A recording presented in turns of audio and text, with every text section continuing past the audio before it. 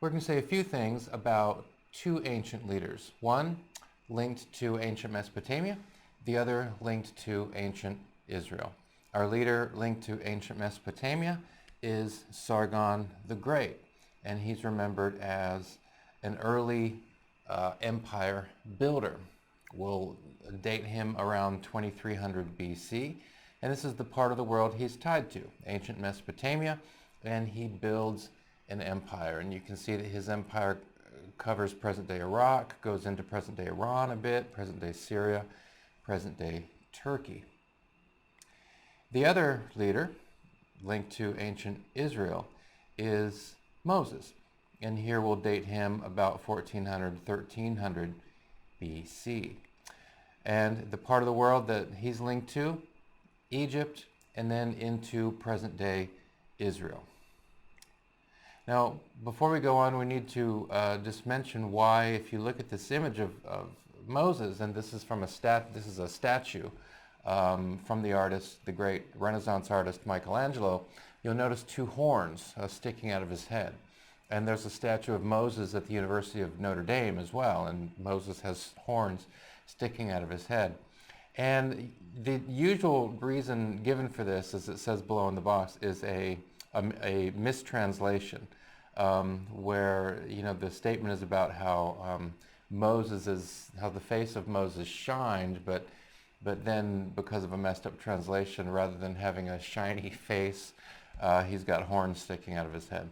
In any case, so it's become something of a tradition to see statues of Moses with horns coming out of his head, but the actual text does not say that Moses had horns.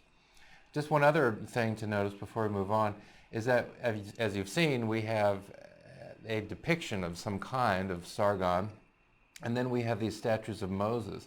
I think the difference as we go on, and this might become clearer, I think for Sargon that would be perfectly wonderful to have depictions of him, to have statues made of him. If he were around today, to have many photographs of him, etc. Not so with Moses. I don't think that Moses would approve, actually, of statues of him, let alone statues of him with horns coming out of his head. But I don't think that Moses would approve, because one of the things that Moses is known for is the 10 Commandments. And one of the commandments, right at the top, says don't make images of anything. And usually the emphasis is, don't make any images of God, right? But it actually says don't make any images of anything. And this is one reason why ancient Israel did not leave statues and great monuments such as we have from the ancient Mesopotamians, from the Egyptians. A lot of artifacts, representations of animals, representations of gods, representations of other things. The ancient Israelites did not do that, because you had a commandment that said don't make images of anything. So I don't think that Moses would actually approve of these statues. Having said that, it's interesting for us to look at the statues and to wonder why he has horns, why Moses has horns sticking out of his head. Well, let's look at a bit of a document that tells us about Sargon the Great's birth. And the reason we're doing this is we're going to compare something in Sargon the Great's birth, Moses' birth, and then we're going to see how their leadership trajectories go in very different directions. So here's what it says in the text we have about Sargon the Great. Sargon is recorded to say, "My mother was a priest. My father was an unknown from the mountains." So because his father is an unknown, then Sargon is of humble birth. "My mother gave birth to me in secret. She hid me in a basket woven from rushes and sealed with tar. My mother abandoned me on the brink of the Euphrates River. The Euphrates carried my basket away. Aki, the royal gardener, lifted me out of the water. Aki reared me as his own." And so notice that we have a person born into a humble situation, put into a basket, put into a river, and then discovered by and raised by royalty. Okay? Now let's come to the birth account of Moses. And in this case, this is being written about Moses. It doesn't claim to be Moses speaking in the first person. Now a Hebrew woman gave birth to a son, and the context here is Egypt, ancient Egypt. She hid him for 3 months. The reason she hid him is that Hebrew baby boys were threatened. Their lives were being threatened. And so this baby boy is born, and so his mother wants to preserve his life. But when she could hide him no longer, she got a papyrus basket for him and coated it with tar and pitch. Then she placed the child in it and put it among the reeds along the bank of the Nile River. Then Pharaoh's daughter saw the basket among the reeds and sent her female slave to get it. She opened it and saw the baby. "This is one of the Hebrew babies," she said. Then his sister asked Pharaoh's daughter, "Shall I go and get one of the Hebrew women to nurse the baby for you?" "Yes, go," she answered. So the girl went and got the baby's mother, not knowing that this was actually Moses' mother. Pharaoh's daughter said to her, "Take this baby and nurse him for me, and I will pay you." So the woman took the baby and nursed him. When the child grew older, she took him to Pharaoh's daughter, and he became her son. So we notice some similarities. We notice that a baby is born in somewhat questionable or difficult circumstances. The baby's put into a basket. There's tar on the basket. The basket's put into a river. And then the baby is raised by royalty, or in this case, initially by his own mother, but then among royalty. And so we look at these snippets from Sargon. "My mother gave birth to me in secret. She hid me in a basket woven from rushes and sealed with tar. My mother abandoned me on the bank of the Euphrates." That's Sargon. Moses. "She got a papyrus basket for him and coated it with tar and pitch. Then she placed the child in it and put it among the reeds along the bank of the Nile." So there are obvious similarities here. And there are more coincidences, as we've already said, being raised among royalty. There are notable similarities here, and it seems unlikely that the similarities would be only coincidental. And so it's an interesting question about what's going on, because we do have these similarities. These two leaders have similar beginnings, but then they head on very different trajectories. And so up top there we have where this document, written in stone, the Mesopotamian form of writing called cuneiform. So Sargon's biographical statement is written in the stone, clay, right? Whatever the material was, but effectively stone. Here's what it says: "Call me Sargon. I am the one and only great king of Agade. Then I became a great king." So that first bit, "Call me Sargon," that's at the very beginning of this statement. And then we have the bit about the birth. And then we pick up with this: "Then I became a great king. I ruled the Sumerian peoples for 55 years. I blazed trails through mountains with copper axes. I scaled high peaks. 3 times I conquered Dilmun on the Persian Gulf. I laid siege to Dor and Kazalu on the Mediterranean Sea." So he's conquering in distant places, right? "I challenged the kings who come after me. Rule for 55 years. Be like me. Rule for as long as I ruled. Become a great king of the Sumerian peoples." So interesting. Sargon has a humble beginning, but then has this amazing life, this life of power and conquest and ruling. And he tells future kings, "Be like me," right? In other words, I'm awesome, and here's why. I'm awesome, and here's why. And this is pretty common in the ancient world. And among classical Greeks, among the Romans, if you're awesome, it's perfectly fine to say so long as you can back it up, right? If you can say, "Well, I'm awesome," and then the other person says, "Well, why are you awesome?" "Well, I'm awesome because of this, because of this, because of this," and that other person says, "Yeah, well, I guess you are awesome." Or that other person might say, "I don't think you're so awesome," and so then who knows what happens after that. But Sargon is basically saying, "I'm awesome, and here's why." So we have a humble beginning, but then we have this, account of awesomeness, okay? And we've seen the map. Sargon did build a significant empire. Then we come to the case of Moses. So we have a humble beginning. Now it's so different because if you read the book of Exodus, and Moses comes up in more books than just the book of Exodus. And we have a quote here actually from a different book called Deuteronomy. But Exodus is, I think, kind of the book most people think of when they think of Moses. We find a leader, but he doesn't talk like this. We find a leader, but not a leader who talks about his greatness, not a leader who talks about his conquests, right? The conquests there are not really his conquests.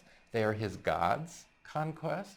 It's interesting in this passage here, and this is just an excerpt, but it's interesting in this passage here that we don't have any references to gods. I mean, this is what Sargon did. I did this. The victories that Moses had, the credit doesn't really go to Moses. The credit goes to Moses as God, right? The God of the ancient Israelites. Listen to this. Moses has been given a mission, and of course there's background to all of these sections here from this ancient Hebrew writing, these portions of the Old Testament. There's background, there's context here which we won't get into. But let's just say this, that God gives Moses a mission. All right, he wants Moses to go speak to Pharaoh in Egypt, right? And look at Moses' response. Who am I that I should go to Pharaoh and bring the Israelites out of Egypt? In other words, I'm nobody special. Why should I go? I'm nobody special. Well, those don't sound like the words of a great leader, all right? Or Moses says this, I am slow of speech and tongue. It seems that he had some sort of speech impediment, perhaps, right? So I'm definitely not the right person to try to persuade somebody because at the very least, it seems to say I'm not a good talker. We keep going. Moses said to the Lord, if the Israelites will not listen to me, why would Pharaoh listen to me? All right. Well, this is some leader who's confessing that, my own people won't listen to me, right? Which kind of indicates that maybe other people don't see him as a great leader, I mean, if they're not listening to him, that must mean they don't have a lot of respect for what he's saying, or they don't have a lot of confidence in what he's saying. So we've got these three little snippets here, but we're getting a sense of a person who, it's hard to imagine that this is the person that will be considered great in some way. However, some of them paid no attention to Moses, so Moses was angry. This is as the story goes on, right? And he's telling people what to do, but notice what it says. Some of them paid no attention to Moses, right? Not a very compelling leader. Imagine this. Imagine Sargon. Sargon gives some order, and then he gets word, some people are completely ignoring you. I wonder what Sargon would do, right? Well, it says here that Moses was angry, Interesting. We keep going. Moses cried out to the Lord, what am I to do with these people? They are almost ready to stone me, right? The people that Moses is leading. Even if something like this happened with Sargon, it's hard to imagine that Sargon would write this down. And one day, in ancient Mesopotamia, some people were really upset with me and wanted to stone me, Unlikely, because if you are promoting your own greatness, right, well, that's not something, it's unlikely that's something you would want to write down or something to report, You tell stories of victory and conquest. The simple point is it's very interesting. Moses is considered a great leader. And yet when you read the documents most associated with him, we find a guy who is often frustrated. We find a guy who who has a hard time persuading the people that he's leading, which then, to what extent then is a person a leader if he's having a hard time persuading the people he's leading, right? Then we go to a different book, the book of Deuteronomy. And this is rough. The story is that Moses spends, decades leading the people from Egypt to what is called the Promised Land, right? Egypt to the Promised Land. And they're just wandering around, because the people are rebellious and they're troublemakers and they're stiff-necked and there's one problem after another. And Moses is dealing with this, he's dealing with this constantly. And then he himself makes a mistake. God tells him to do something in a particular way, and Moses does it in a different way. And so what's kind of rough is that you get to the place now. Oh, we're finally going to get mission accomplished, right? The people I've been leading, we're going to get into the promised land now. So after all these hassles, mission accomplished. But look what happens. The Lord says to Moses, "This is the land which I swore to Abraham, to Isaac, and to Jacob, saying, I will give it to your descendants. I have let you see it with your eyes, but you shall not cross over there." In other words, Moses doesn't even get to set his feet on the ground of the place he's been leading his people to, right? Now, of course, the story is much more complicated, and you can read the book of Exodus and the other portions of, the ancient Hebrew writings, the Old Testament, that tell us about Moses, and it's a complicated story. But what's interesting is when you focus on Moses and on the challenges he had as a leader, it's just so different from this. I blazed trails, I conquered, I'm the model king, You don't get any of that from this leader. This leader is described as a leader who has just one hassle after another, and, some victories, but failures too, Now,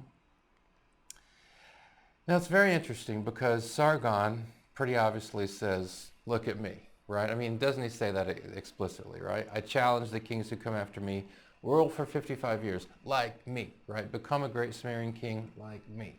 Look at me," right? But then Moses, his emphasis is always, if there's a victory, it's the Lord's victory. If there's a mission, it's the Lord's mission, right? The Lord referring to the Hebrew God, right? God. And I think maybe this is one of the things that's going on. Like, this happens a lot in Hebrew writing, and it happens also in early Christian writing, and of course you don't have the early Christians if you don't have the Hebrews. But it happens a lot that the people who get things done, the leaders, right? The people who accomplish stuff, oftentimes are folks who, if you kind of, isolate the biographical information we have about them, they're not particularly impressive people. Or maybe they are impressive in some way, but they're kind of really messed up in another way, This Moses character that we read about, this Moses person that we read about, is a complicated human being. Notice how kind of simple and straightforward Sargon is. What am I, Sargon? I am awesome, and here's why. Boom, boom, boom, boom, boom. Well, what kind of character is Moses? Much more complicated. And Moses' emphasis seems to be, whatever great thing is done, it's done because the Lord did it. It may be that I'm the person that the Lord used, right? But it's the Lord's work. Interestingly, in Sargon's case, I did it, right? Very interesting. So, just a snippet from the Ancient History Encyclopedia, there's, Sargon is an important historical figure. Here's what it says. The Akkadian Empire was the first political entity to make extensive and efficient use of bureaucracy and administration on a large scale and set the standard for future rulers and kingdoms. So, historically important, right? We associate Sargon, ancient Mesopotamia, with the first civilization. So that's real influence. Now, having said that, if we could do this mental exercise where let's say that right now I could take from your life all of the legacy of Sargon the Great, right? The influence that Sargon the Great had, the legacy of Sargon the Great. Let's say I can remove all of that from your life right now. What would you notice? What's different? And I think we would have to do some work to, let me see. If we take all of the legacy of Sargon the Great out of my life right now, how is my life different? I'd have to think about that a while. And even after thinking about it a while, I'm not sure that there'd be a huge difference, because it is true that Sargon is linked to these things. I don't think that means they wouldn't have come along some other way. But let's ask the question now, if I could remove from your life all of the influence of Moses, take that away, then you would notice, I think, dramatic difference. Because without Moses, you don't have, certainly not as we think of them, the ancient Israelites, present-day Judaism, present-day Israel.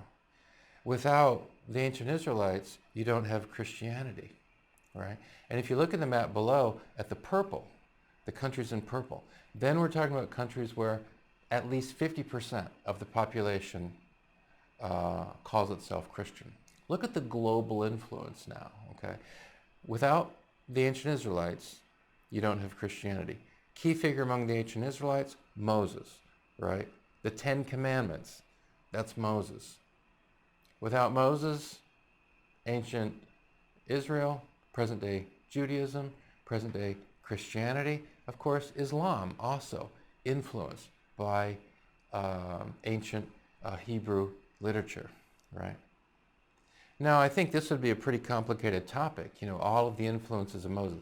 But I can claim with great confidence, I can assert with great confidence that whether we are aware of it or not, the influence on us, direct and indirect, of the work associated with the name Moses, that influence on us is great.